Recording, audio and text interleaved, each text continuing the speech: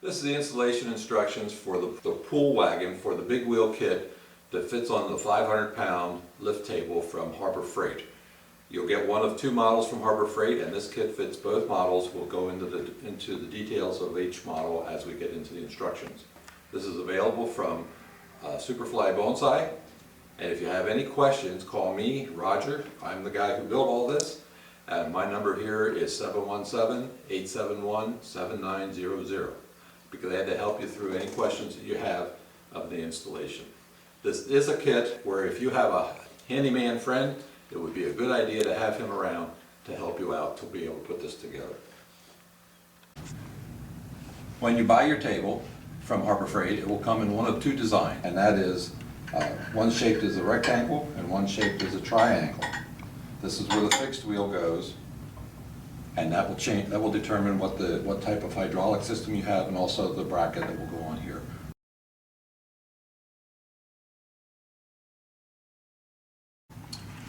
Okay, your pool wagon kit will come with these components. We'll have a fixed bracket that will be attached for the fixed wheels. We'll have a steering bracket for the steering wheels, 4 tires and wheels that are flat free, don't ever need air, and all the parts and components to put it together.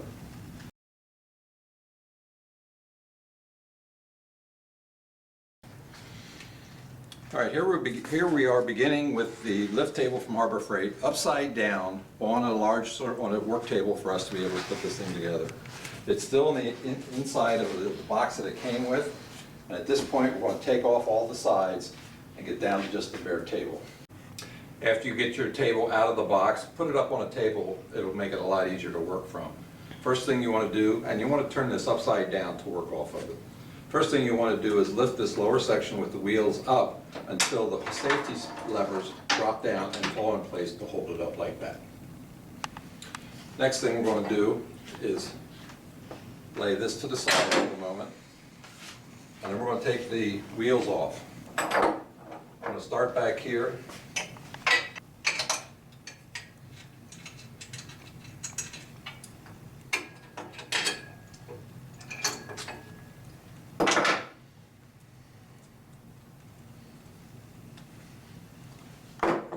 Then we're going to take the front wheels, the caster wheels off. This is a 14mm wrench. I'm using a ratchet, makes it a lot easier to go.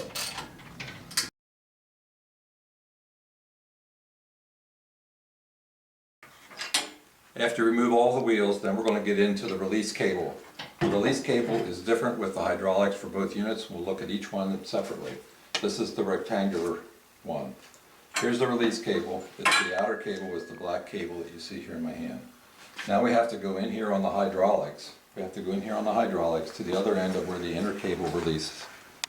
We're going to go in there and loosen that bolt that holds the outer cable in place. To do that, we're going to hold the head of the bolt without turning it. And this is a 14mm again. Then we're going to loosen the bolt, the nut on the opposite side.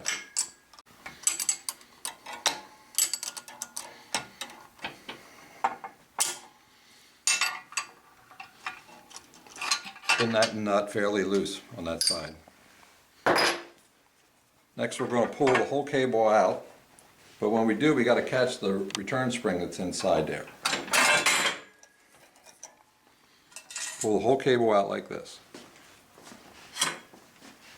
While we have this out, we need to straighten this end of the cable, the inner cable. And the best way to do that is with your fingertips.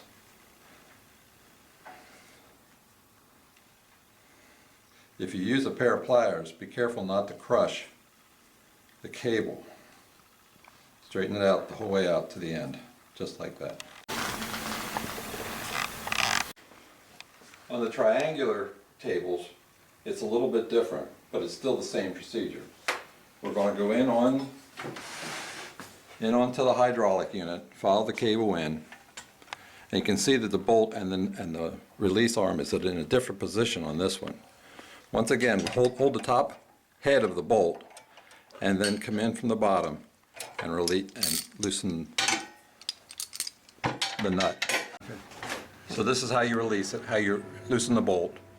Again, we're turning the nut, we're not turning the bolt itself.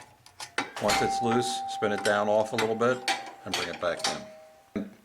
Pull the cable loose, save the spring, pull the whole of the assembly out.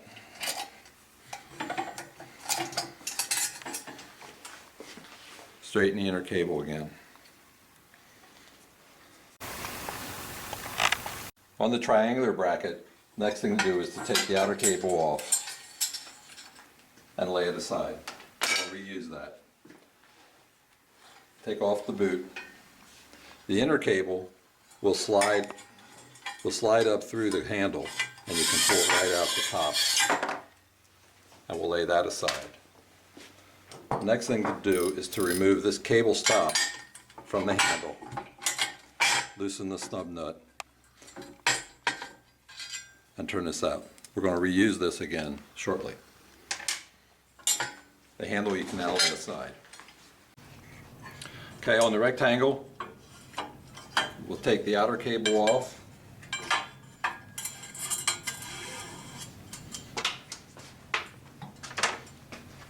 And then to get this off, we have to drive this pin out. You'll need a punch, the right size, or a nail. A nail head would work as well.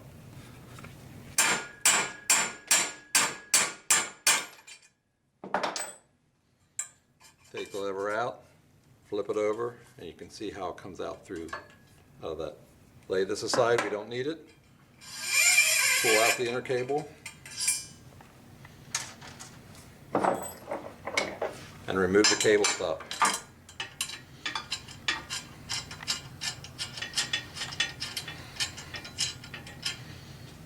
Lay that aside. The handle we can discard.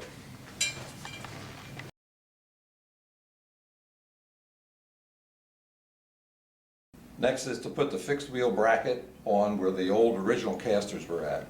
This goes this way with the yellow lever sticking out to the rear.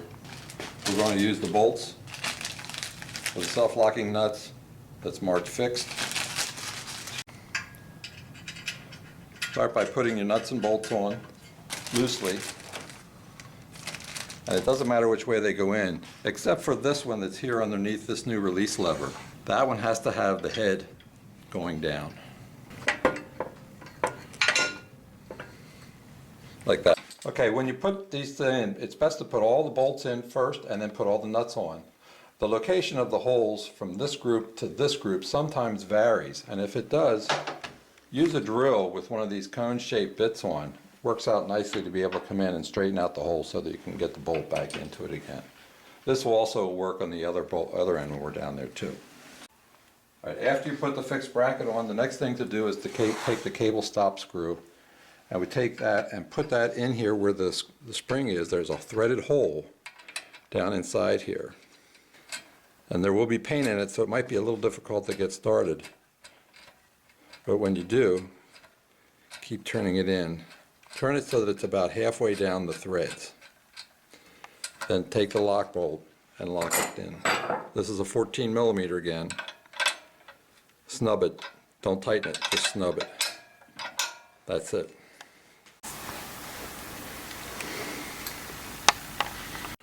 Okay, on the cable release lever, the new one with the orange lever, underneath where the spring is, there's a small hole. Push the inner cable through the small hole, push it through the cable stop, push it out through the cable guide in the back,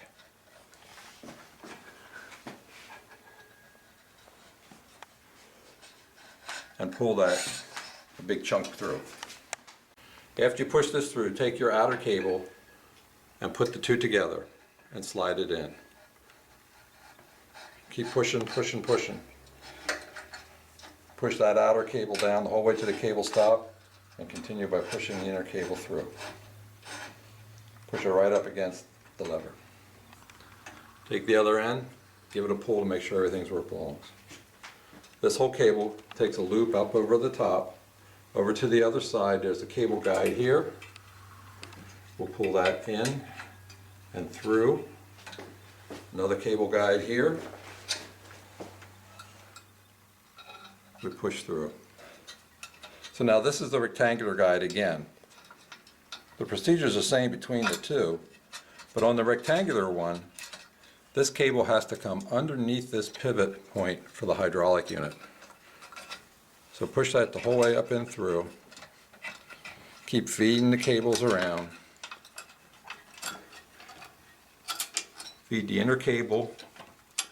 Feed the inner cable through this stop in here. Keep feeding the cable in until it goes in, sits in there snugly. This end back here needs to go up against this edge and be over here, and then the cable's in the right place. Now it's not unusual for the inner cable to push out, so when you do, push this together and push the inner cable back through to the inside, like that. All right, so at this point, your outer cable should be snug in its cable stops on both ends. The inner cable should be up against this out here, and we have this in here like that. Take your spring that was there, slide it over top of the inner cable the whole way in until it's up against.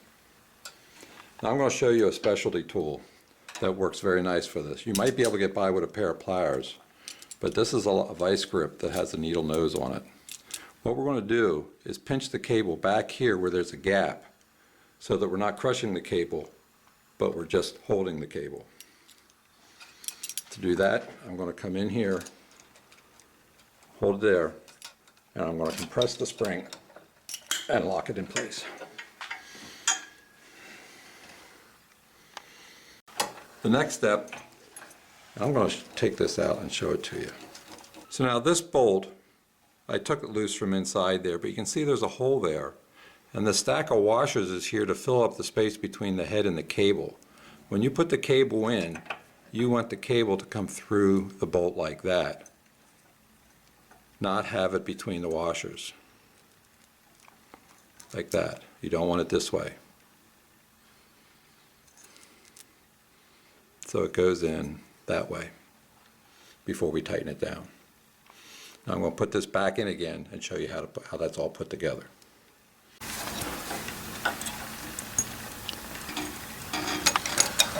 After you have the cable in position, next comes the preliminary adjustment of this whole cable. And what we're looking for is here on the rectangle one, this position's on the side. It's much easier to see. But you can see there's almost no clearance in here between the piece I'm wiggling and the plunger that goes into the hydraulics. So that means we need to take this, when we set this up, we need that as straight as possible.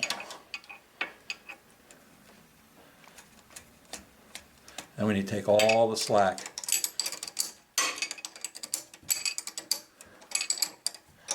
Take all the slack out of the cable that we can. So the cable has to be very straight coming down and through here. Now I'm tightening this with just the nut right now. But when you get tight enough, you switch over and make sure you have a wrench on the head of that bolt when you tighten that down. And here you go, pretty tightly, till I can't turn it anymore. And then you're set. You're done. Put the spring back on, and we're ready to check the adjustment. Okay. All right, on the triangular one, I've already threaded the cable through in the same way that we did on the other side. On this one though, the cable goes above this pivot point, through the cable stop, and down in. Pull the inner cable, make sure the outer cable's in place. Guide it, put it into its guides, push it up against the stops up here, and we're ready to go.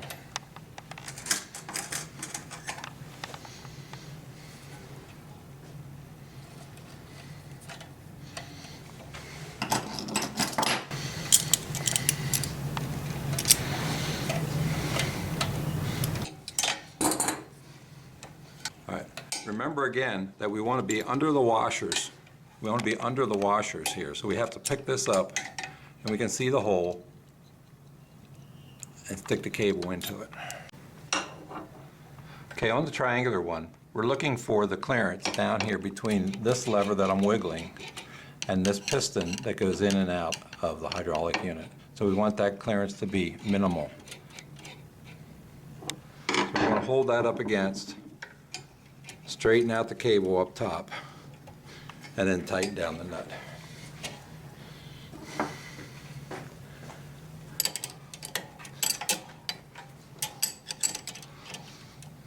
And again, we have to hold the head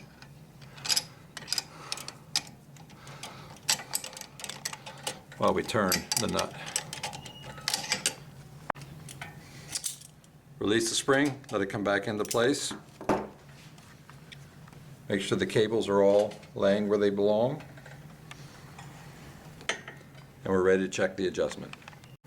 All right, now that we have the cable in place and tightened down, we need to check the adjustment. And the adjustment is what we're looking at down there on that plunger. Before we do that, we're going to work the cable, go up here to the release foot lever, and pull the cable a couple of times. Make sure that this bolt has tight enough to stay in place and it doesn't slip, the cable doesn't slip on it. And you should also be able to see over here that you have enough travel between the stops and it doesn't bind up before the end of the stop, the travel. After you worked it a couple times, we come back down to here. All right, so we're looking for a minimal amount of clearance here, and we have to do that so that we can make sure that this plunger can come down the whole way. So as we're working the lever, we can see how quickly that it works. And I would say we're going to try that the way that it is. If you ever have trouble with this outside because you left it out in the rain, right around here is where the rust will form, and you'll need to clean that rust off because that lever will not be able, this plunger will not be able to come the whole way out. Okay, on the rectangular side, we're going to work the cable, make sure that it's working, and that down here on the cable stop, the cable bolt, that we're not slipping on the cable bolt. One thing too we have to look at, do you see down underneath here, you can see where the inner cable is laying, it's pushing up against the hydraulics. That will give us trouble later on. So to solve that, we have to bend that cable back and keep it out of the way so it doesn't touch the hydraulics. Once again, we're looking to see that we have travel of that lever between the two stops and that it doesn't bind off before he has, and we do. We have nice travel there on that one. Now we look at the other end of the cable, and we're looking again at the plunger. We're looking again at the plunger, and we want to make sure that we have minimal clearance at that point. One nice thing about this particular unit is that it has an adjusting screw right here, so we can loosen this screw. So there we have wiggle. So I'm going to take it back in from wiggle. So we have lots of clearance there. So I'm going to turn that in until it takes up all the clearance and even pushes at it just a little bit, but not much. Then lock this down. Once again, if you leave this out in the weather, the place that you're going to have trouble is be corrosion right around where this piston goes in and out of this hydraulic unit right there. You'll need to keep that oiled up, and WD-40 will clean that rust out of there. The next thing is this pump up lever. Take the hardware out of the lever itself. And slide it into the spot. The triangular one gives you a washer for underneath each side. So start with a washer underneath the head and thread it through the outer hole. Thread this the whole way through the solid part and out the other side. As there is some wiggle in this, I always level that up before I tighten this up. Put the lock nut and the other washer on the other side.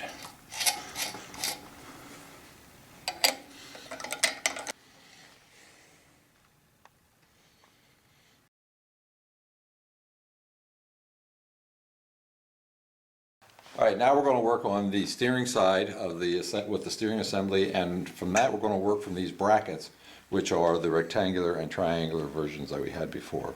We're going to start with the rectangular sided ones. Take the assembly, take the steering assembly like this, and we're going to set it into this pocket that's left over from where the original wheel was at. And we want to make sure that there's no little spots or nubs or pieces of weld that are left inside here. Sort of like this. If that was in there, then we take a chisel and a hammer and just take it off. But we're mostly worried about this spot right in here. Do that on both sides. Take the whole assembly, the steering assembly, and it should set in the space between these upright brackets. These brackets are notoriously twisted and bent out of shape. If you have to, use a hammer or a wrench to try to twist them back into shape and put them where they need to be.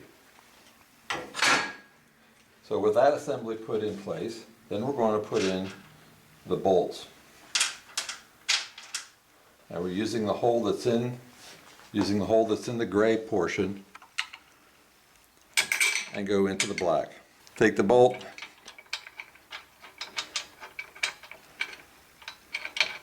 and start the nut. And we'll do that to both sides.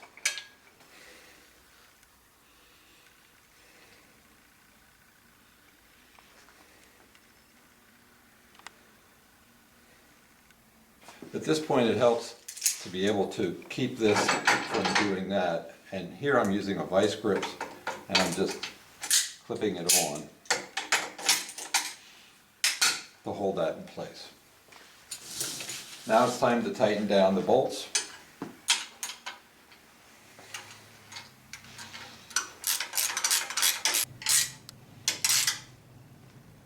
Tighten them down very securely.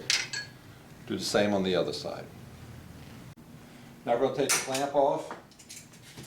We're going to bring out a drill with a 5/16 inch drill bit, and we're going to drill through the hole to bolt the next set of bolts on. And do it on both sides. All right, we've drilled this out and now put in the bolt, and we'll tighten up that bolt in the same way as the other one, very, very securely.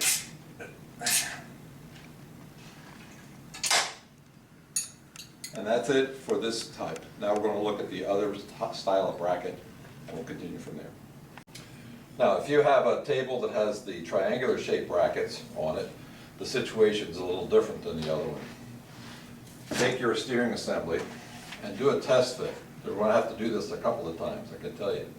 But when we go to put it on, one thing we see right off the bat is that it doesn't fit because the outside bracket is too far in. So we can see that both of these outside brackets are then in the wrong place. To do that, we're going to have to bend this.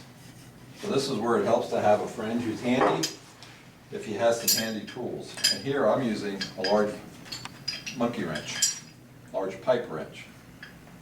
And the best way to do this is to come in and get down low on this bracket and bend the whole bracket out. And come around the other side, do the same thing. We're looking for clean space down to the bottom of this bracket. We'll do the same thing over here.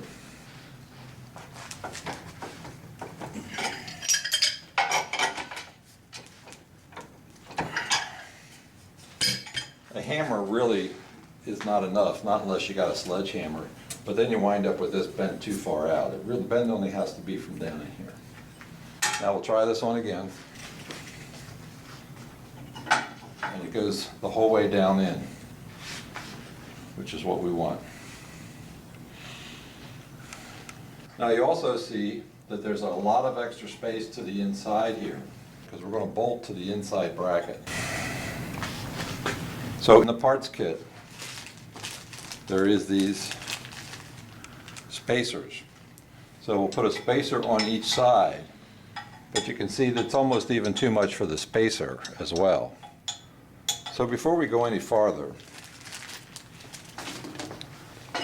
And we still have our big monkey wrench. We're going to bend this outward a bit, like that.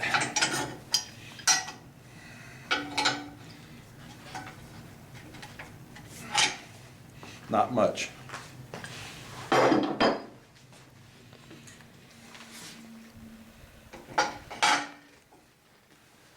Then we'll try it again.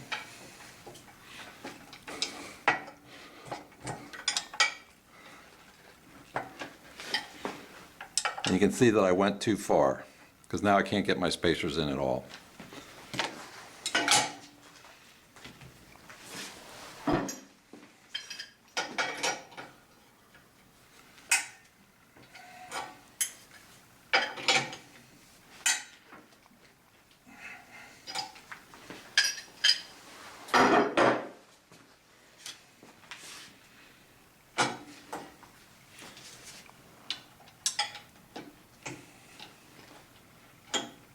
And that's better. Now we can work from that.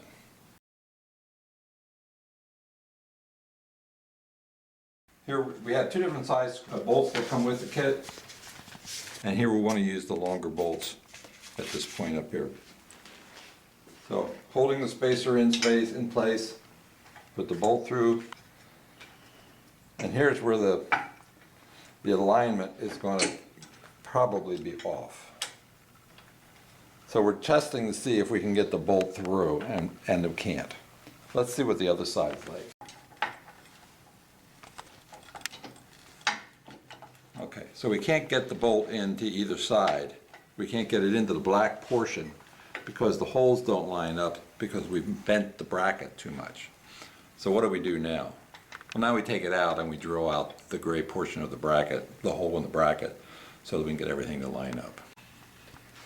Now this kind of a section drill bit that raises up in sizes is sometimes useful for this because you can then just keep drilling it out to the next size up. But what happens is that it doesn't always drill the whole way through and then you have to come back this way. But this could be used. I'm just going to go straight to a 3/8 drill bit and I'm going to come in here at an angle and drill that out.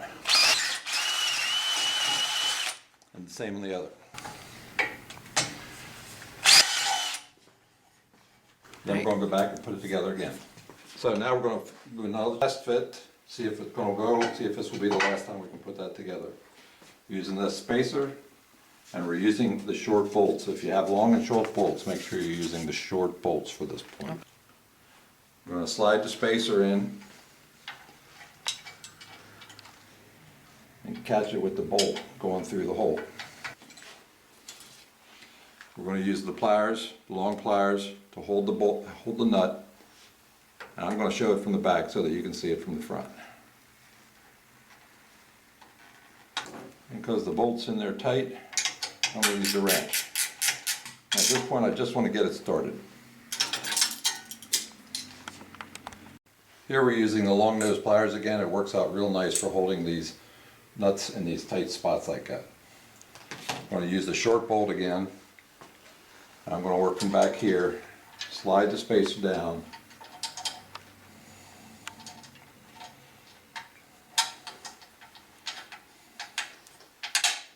wiggle around to get it the bolt to go through just a little bit this way.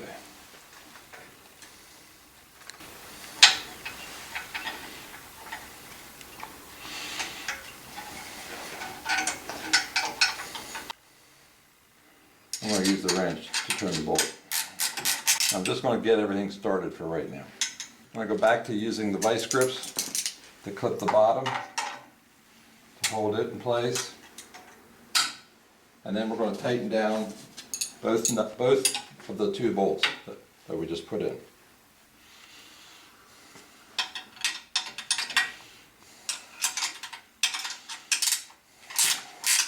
Tighten it as tight as you can get it. Do the same on the other side.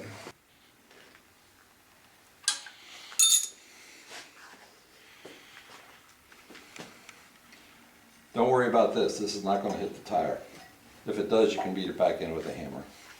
All right, now it's time to take the vice grip off and drill out the two holes. Back to the 5/16 drill bit. I'm going to drill these holes out.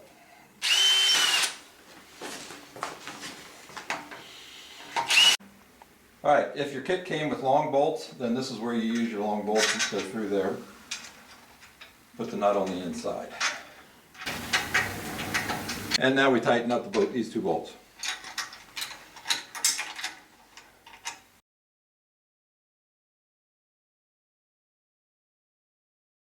After you have these two bolts tightened up, it's time to put the wheels on.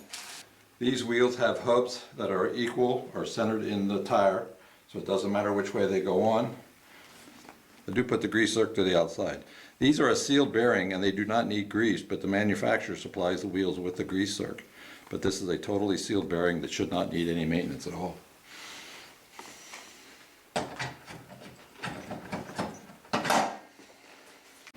So after you have all the wheels on, it's time to put the wheel caps on. Goes with the metal side to the inside. Hold it up there.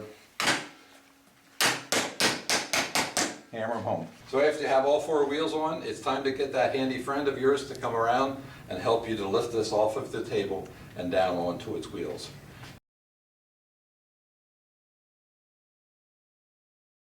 One of the last things to assemble is going to be the handle. The handle has a turn in it, and it goes back that way. It's not unusual that you won't be able to get a bolt through here, and you might have to drill it out with a 3/8 inch drill to be able to get that bolt to go through. So look for that, it's a possibility. Next thing up is to put the bolt in, put the bolt through the handle, through the steering gear, put the lock nut on the other side. Tighten it up. Now when you tighten this, because this is a self-locking nut, it will stay locked at wherever you stop turning. So that means that you can adjust how much this falls by how tight that nut is. And I like to make this tight enough so that when I let go of the handle that it stays up like that. What will happen is that paint will continue to wear out of there and you might have to touch that up every once in a while with another little partial turn of that bolt at that point.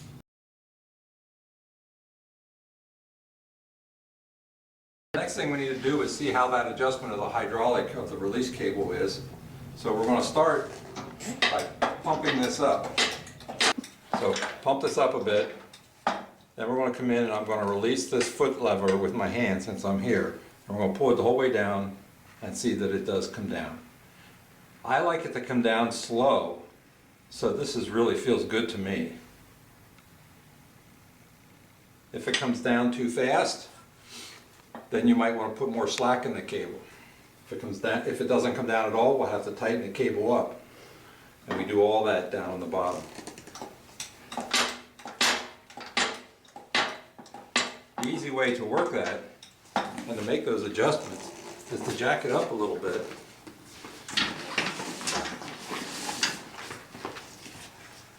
And then I lay the whole thing over on its side.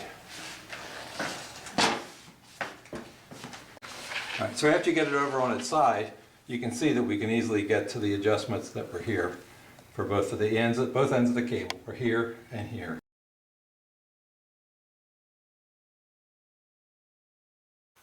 The lift table comes with a rubber mat, and I'm going to show you how to adhere it. It's actually much nicer to have the mats attached directly to the table than it is to have it sliding around on you. Here's the materials that we're going to use. We're using the Weldwood contact cement. This is a 1 gallon container. You can get it in small pint and half 1 quart sizes, which would be less expensive than buying the entire amount. You also will want to buy a chip brush, what they call a chip brush, which is a disposable brush. I use a 2.5 inch wide one for this purpose. Also, we're going to be clamping the table down, clamping the rubber down, so you need a stick of wood and some kind of clamps to work with for that. Also, you'll want to have a piece of cardboard so that you can catch the overspray. The mat is roughly cut to size, but you do need to line it up to the edges. I take my fingers and hold one finger along the side and run down the ridge to roughly get an idea that it's going the right direction. Also, sometimes it's cut square, but it's actually more of a parallelogram, and you got to catch the corners and make sure that you're there. After you have your mat lined up, I take the wooden stick and my clamps. I clamp this directly to the table.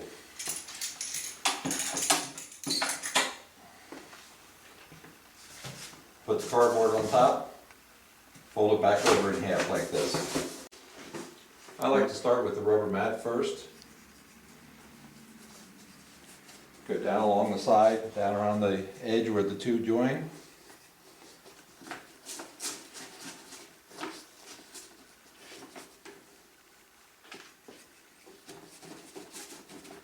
Just make sure you get it covered.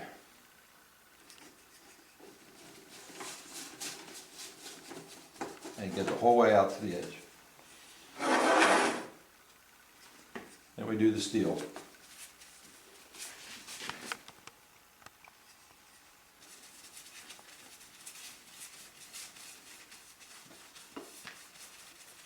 Sure you got it covered. Now we wait 10 minutes until it dries. This cement, both sides have to dry before you would adhere them to each other. If you do it when it's wet, it won't have near the adhesive power that it had dry. All right, once the glue has dried and it's tacky, you'll be able to run your fingers over it and you won't stick to it at all. I take this and I roll this out slowly, back over where it was. I'm using my other hand to kind of flatten this out as I go along. But by rolling it out slowly, you don't have any air bubbles.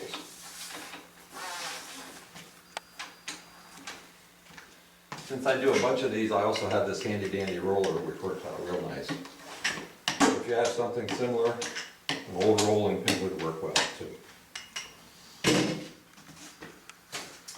We take the clamps off, and we do the same thing on the other side. Alright, so after you have the clamps off, I put the cardboard back down, roll it back up over, and we repeat the process on the other side.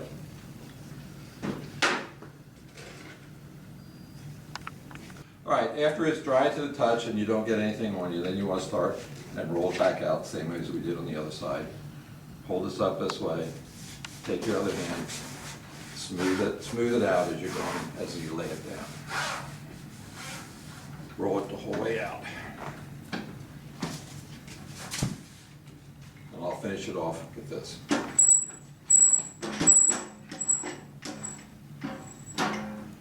The contact is immediate, it's already stuck fast, it's ready for use at this point. If you ever want to clean this rubber, it cleans up very nice with something like Simple Green or Fast Orange, any of those biodegradable type of general purpose cleaners, and then you could just wash it off with a wet rag to be able to clean it. Now because the mat does not exactly fit the table every time, I'm going to show you how I come along and cut that to shape. Right, I like to have this amount of reveal the whole way around, and because this time the mat was a little bit too large, we have this edge that's sticking out on this one side. So we're going to cut that off, and I'll show you how we do that. First we lay a steel rule down, and I try to get the edge of the steel rule about the edge of the side of the metal, and I just use my fingers to use a guide between the side and the steel rule. See how it's back off the edge there just a bit. Next we're going to come along and clamp that rule in place. You can use a steel rule or you can use any other piece of metal that has a straight edge on it. This is just the most convenient thing for me. We'll clamp it on both sides and get ready to cut it. I use a knife. I like to have a knife that has a very rigid blade. A breakaway knife will be too flexible, and also some of the other retractable blade knives are a little bit too flexible too. This holds the blade nice and tight so that it doesn't walk around while you make the cut. To start the cut, you're going to put it up at the beginning of the edge, hold it tight up against, and press down firmly through the rubber into the steel deck. And in one smooth move, cut the whole way down the edge, keeping the pressure even the whole way down through. We'll go back up to the beginning. We'll be able to take that edge off. Here I'm grabbing it with the knife in my finger, stripping it right away. Take the clamps off. We'll see that we have the reveal that we'd like to see of the deck. That way the rubber mat's not hanging over and catching on everything and keeps it from coming loose.